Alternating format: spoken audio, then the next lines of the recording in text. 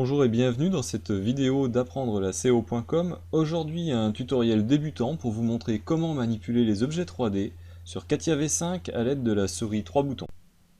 Alors c'est vrai, les manipulations à l'écran des objets 3D sur CATIA V5 est rapide et ergonomique. Les translations, rotations, zoom se font exclusivement à l'aide de la souris 3 boutons. C'est pour ça que c'est rapide. Bon, il existe bien sûr des boutons spécifiques pour ces mouvements, mais en pratique on s'en sert jamais. Excepté le bouton Reframe, recentrer tout. Alors, les translations, rotation, zoom, la sélection bien sûr, le menu contextuel, ça fait beaucoup sur le dos d'une souris. Alors c'est plus une souris, c'est une mule. Alors tout d'abord, un petit mot à propos de la souris, le périphérique que l'on tient en main. Alors, il faut impérativement pour CATIA V5 qu'il soit du type 3 boutons. La plupart des souris sont de ce type. En fait, elles ont visiblement deux boutons séparés par une molette, et sous cette molette, en fait, il y a un bouton, le fameux bouton 2. Ce type de souris est tout à fait convenable pour CATIA V5, mais il faut faire attention que l'effort nécessaire pour l'enfoncement des boutons, notamment la roulette, ne soit pas trop fort. Cela évitera en fait une fatigue de la main et du poignet, et pourquoi pas des tendinites à la longue. Dans la même idée, on évitera bien sûr les souris sans fil, avec une batterie à l'intérieur, très très lourde, qui génère beaucoup de frottement quand on la manipule, qui est de toute façon trop grosse, trop volumineuse, et tire le poignet en fait en arrière. Personnellement, j'utilise une souris comme celle-là, une vraie souris 3 boutons, il n'y a pas de molette, il y a juste un bouton en milieu, en deuxième position, et on compte en fait les boutons de la souris, depuis la gauche vers la droite, bouton 1, bouton 2, bouton 3, et on se servira de ça pour faire l'explication en fait de la manipulation des objets à travers CATIA V5. Alors c'est parti pour les explications. Alors tout d'abord, le bouton 2. Le bouton 2, en fait, il a deux vocations. Alors, la première vocation, c'est recentrer la vue. Alors mettons ici que l'on veuille se concentrer sur cette zone ici. Donc j'amène mon curseur, je sélectionne par exemple ce point-là, et je veux que ce point-là revienne en fait au centre de l'écran. Donc il suffit de se positionner sur le point et d'appuyer brièvement sur le bouton 2. Voilà. Donc cette zone-là s'est retrouvée au centre de l'écran.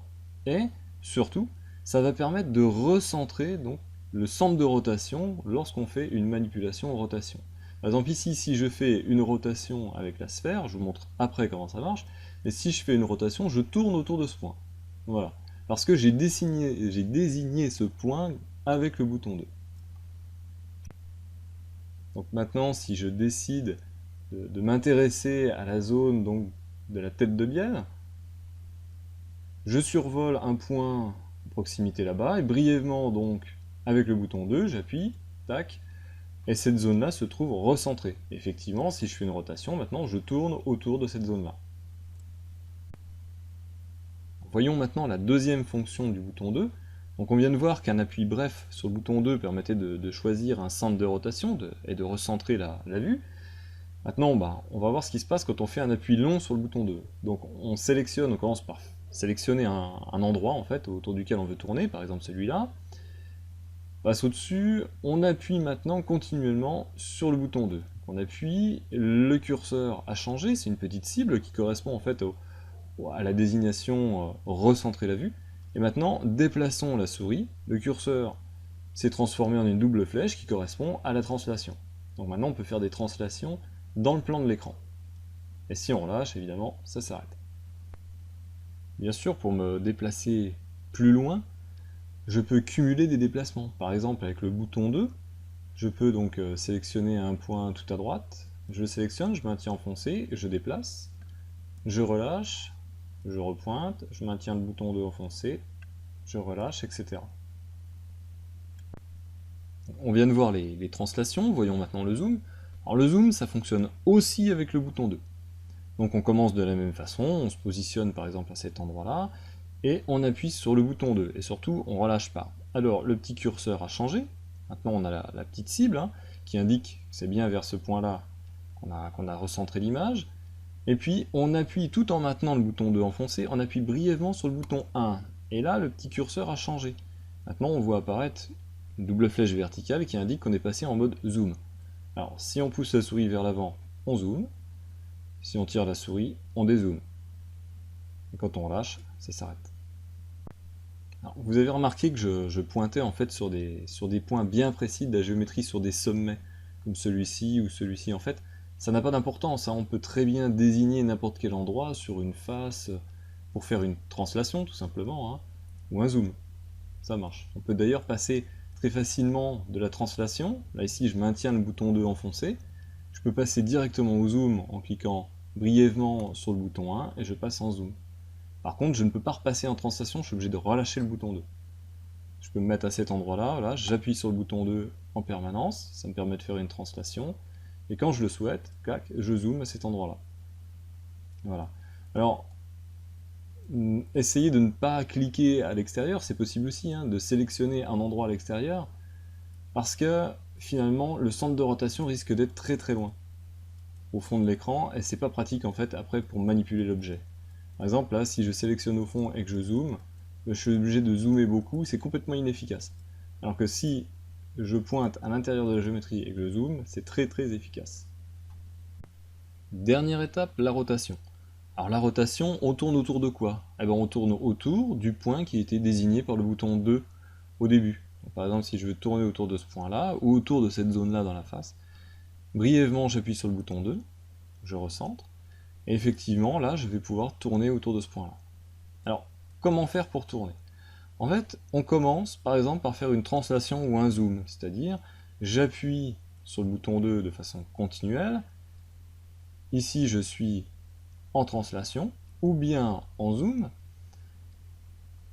et maintenant, tout en maintenant le bouton 2 enfoncé, j'appuie aussi continuellement sur le bouton 1. À ce moment-là, mon petit curseur a changé, on voit apparaître une main, et cette main, en fait, et on voit aussi apparaître un cercle orange, avec une petite marque, une petite croix à côté de la main, cela représente en fait la sphère de rotation. La sphère de rotation, il faut imaginer ça comme étant une sorte de ballon avec lequel en fait on peut interagir. Grâce à la petite main, en fait, on vient faire bouger la peau en fait de cette sphère. Alors je maintiens le bouton 2 plus le bouton 1 enfoncé. Je peux relâcher le bouton 1, à ce moment-là je repasse en zoom. Je peux rappuyer maintenant continuellement sur le bouton 1 et je repasse en rotation.